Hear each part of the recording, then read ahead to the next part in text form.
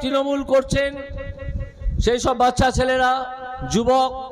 এবং আরো কিছু মানুষ, তাদের কানে কানে বলে দেবেন যে তোমাদের দিন শেষ, আর তৃণমূল করতে যেও না, তৃণমূল করা শেষ, তোমাদের দৌরাত্ম্য শেষ, এবার একটু ভদ্রভাবে যার যার নিজের বাড়িতে বসে থাকো, না হলে এমন আন্দোলনের সামনে পড়বে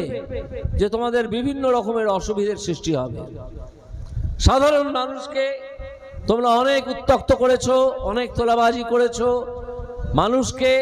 প্রকৃত চাকরির সুযোগ থেকে বঞ্চিত করেছো, মানুষের থালা থেকে অন্ন কেড়ে নিয়েছো,